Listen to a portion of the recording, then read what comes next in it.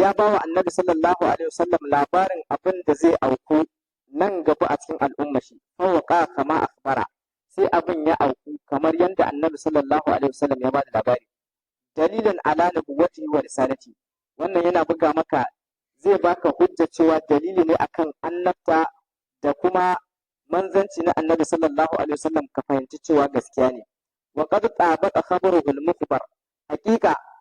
labarin da annabi sallallahu alaihi wasallam ya bada shi to ya dace da duk abin da ya faɗa wata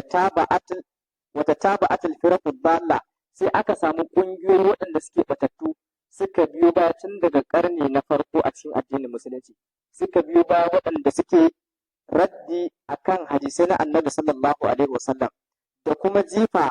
da hukuncin hadisai na annabi sallallahu alaihi wasallam waɗanda suke kaɗan ɗinsu da masu yawansu tun daga ƙarnin farko aka fara samun haka har zuwa yau to kuma kai ina ga kai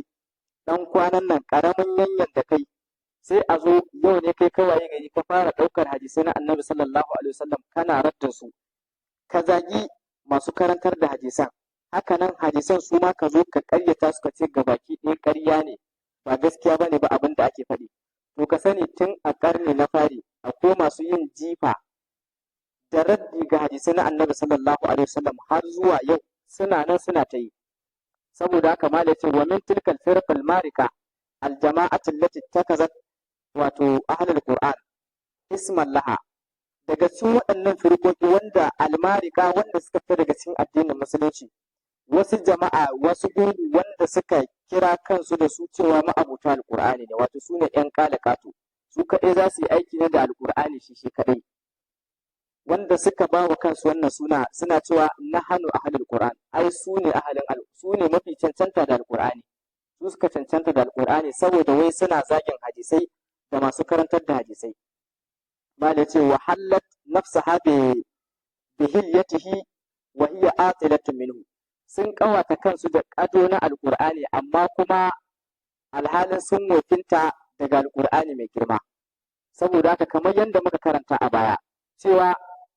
dukkan wanda ya rike alqur'ani kace da alqur'ani kadai za ka yi aiki da shi to ka sani cewa kai ba musulmi bane ba haka nan wanda zai rike hadisi shi kadai ya ce da shi zai aiki kai ma lasta musliman abin da ake so ka haɗa ka yi aljam'u bainahuma qur'ani da hadisi ka haɗa su qur'ani aya kaza ta ce kaza na umarni ko kuma na hani haka nan hadisi na annabi sallallahu alaihi wasallam sun ce kaza na umarni ko na hani to in ka haɗa kai aiki da su wannan sai a ce alhamdulillah ka zama musulmi cikakke amma in ba haka ba ka ce qur'ani kaɗai za ka yi aiki da shi ko kuma ka ce hadisi shi kaɗai za ka yi aiki da shi to wannan gaba ɗaya malamai sun zauna sun baka ansa da kuma sakamakon da kake ciki da kuma abin da zai kasance da kai nan gaba bayan rayuwarka wato bi ma'ana in ka mutu akan wannan hali kai ba musulmi bane ba in kuma kana nan baka mutu ba a cikin wannan hali ka sani cewa ma dai kai ba musulmi bane ba abin da ake so da kai gaggawa ka gyara ba hanya bace ba mai bullewa ba ma nace kana na sha'uha في الربع الأول من القرن الرابع العشرة الهجري في شبه القارة الهندية wato ita wannan aƙida ta ‘yan kalakatu ta ‘yan ƙur'aniyuna asalin tashin ta ya taso ne a ƙarni na 14 farkon ƙarni na 14 na hijira ba na miladiya ba Gregorian calendar ba na miladiya ba na hijira wato a shekarun musulunci yau muna wato shekara ta 1447 to tun a ƙarni na 14 farkonta ƙarni na 14 a lokacin wannan guguwa ta ɓata ta tashi ta taso ne a can yankin indiya alhaji zumratin min abna tilkal buqa waɗanda suka a hannun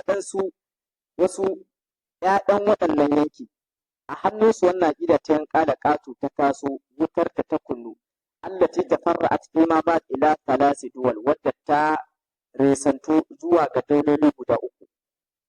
to su waɗancan mutane na indiya wanda suka taso da wannan aƙida ta ƴan ƙato cewa kawai za a yi aiki na da alƙur'ani malai ce wa kana ha'ula il mu'assisuna mimman ta'atharu bil fikr al garbi su waɗannan waɗanda suka assasa wannan aƙida wato suna daga cikin waɗanda suka tasirantu da tunani na mutanen yamma. In aka ce wane ya tasirantu da mutane wato da tunani na mutanen yamma shine bakauyen ɗan boko. Bakauyen ɗan boko wanda aka samu wani cikas ya je ko Amerika ko kuma nan ƙasar Faransa ko ƙasar Italy ko ƙasar Germany ko ƙasar London. Allah ya taimake shi ya je ya yi karatun boko a can. To in ya dawo wanda ya tasirantu da gubar tunanin da suka zuba mishi a cikin zuciyar shi. To in ya zo nan sai ya dinga ganin komai ma na addinin musulunci kauyanci ne. Duk abin da ba a yin shi a can inda ya karatun shi, duk abin da ba a yin shi a can. To in ya zo nan ya tar da kuma ana yin shi. Kawai sai ya ɗauka ai kauyanci ne musamman abin da in ya shafi addinin musulunci. Dan da yawan su idan an kwashe su an kai su cikin jami'o'i, universities suna zuba musu tunaninsu ne. Kuma babban himmar da suke badawa a kai shine ya za su yi kai da kake musuluncin da kake kallon shi da kima ya za a yi ka daina ganin shi da kima abin da suke so kenan. To su waɗannan mutane sun tasirantu da tunanin mutanen yamma. Tunanin mutanen yamma shine duk nan ƙasar European countries, ƙasashen Europe ɗin nan gabaki ɗayansu a nan yamma da na arewa da na yamma da na kudu in kai na haka wurin su abin nan wurin waccan ƙasar can wurin su Venezuela. To a nan wuririn nan dukkan wanda ya je wurin nan ya yi karatu ko kuma wata harka ta kasuwanci ta kai shi in bai tafi da tunanin musulunci daga nan ba to kana zuwa can za ka narke ka zama su. To irin shine kuma in ka dawo sai kuma ka zo ka kawo mutane bala'i a cikin al'umma. To su waɗannan mutane sun tasirantu da tunanin waɗancan mutane kamar yadda yanzu aka samu a cikin wannan ƙasashen namu na Afirka, ƙasashen musulmai. Sai ka samu wani sakaran ɗan boko wanda bokon tashi bata taka kara ta karya ba. Tana wa ɓangare ɗaya ne kaɗai ya karanta a cikin boko. Amma in ya zo sai ya ɗauka ya fi kowa ilimi ya fi kowa wayewa. Alhalin bai san yana cikin ƙaramin tukumi ba ne ba. Bahaushe ya gaskiya da yake cewa wato ƙaramin sani tukumi ne. Ka samu ɗan ƙaramin sanin ka kana ganin wani bai sani ba ko sai ka fara tunanin a aikai ka fi kowa. Abin da 'yan bokon mu suke yin shi kenan a yanzu nan. Saboda yana 'yar guntuwar bokon shi ko ya ɗan yi digiri ɗin shi ya ɗan samu lisens ɗin shi haka ɓangaren boko ba larabci bai yi shi kenan sai ya zo ya fara doro yana wani saka gilashi yana mutane iskanci. Bai san ba komai a kwakwalwar shi sai majina ba. Ya je an zuba mashi tunanin wasu kai ba ka da tunanin al'adarka ba ka da tunanin addinin musuluncinka. To ba ka da tunanin addinin musuluncinka kuma ba ka da tunanin al'adarka ka je ka ɗauko aro ya nuna baka san ba me kake baka san ƴancin kanka ba ka an so aron tunanin waɗansu mutane ka zo kana aiki da shi da addinin su da kuma al'adar su ka zo kana ɗabbaka mutane ka ce dole sai an yi aiki da shi. Duk kuma wanda bai bi ka ba a kai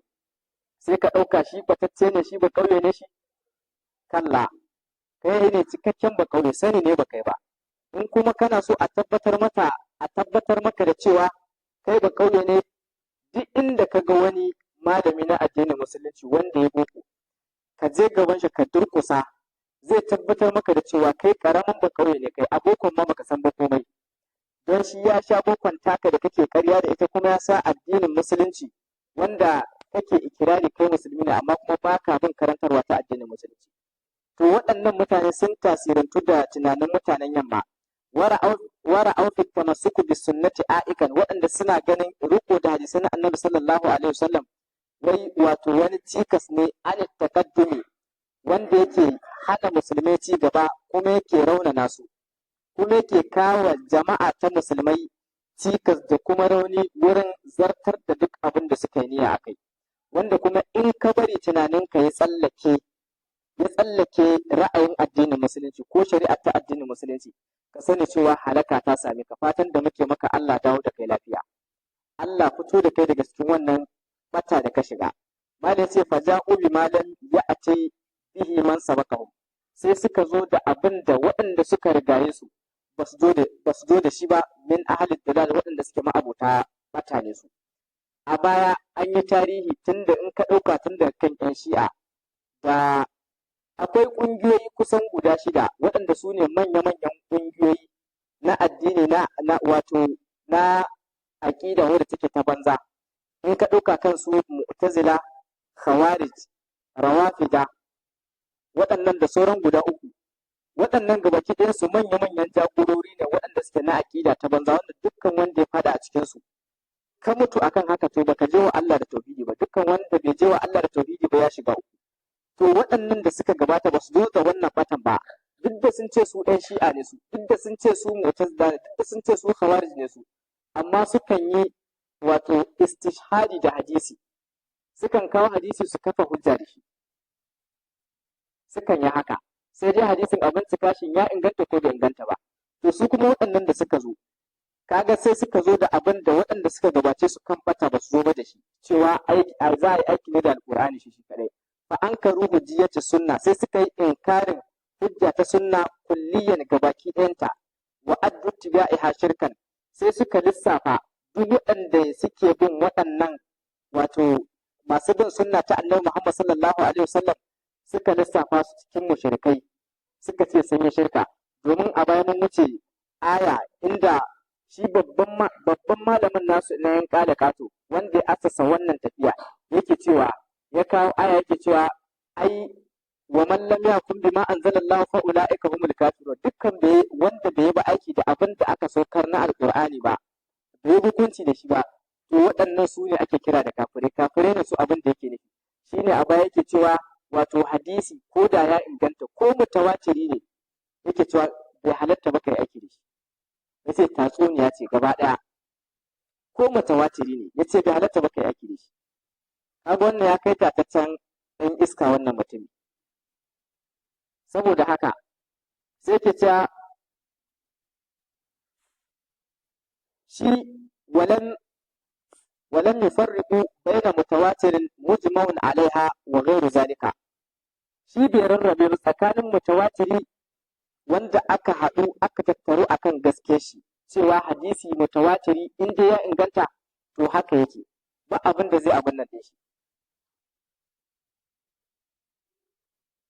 Haka yake, ba abin da zai canza shi, saboda haka ɗauke shi a matsayin hadisin ƙarya ne, ba za a yi aiki da shi ba, wa gairu zalika da waɗansu ma wanda ba haka ba.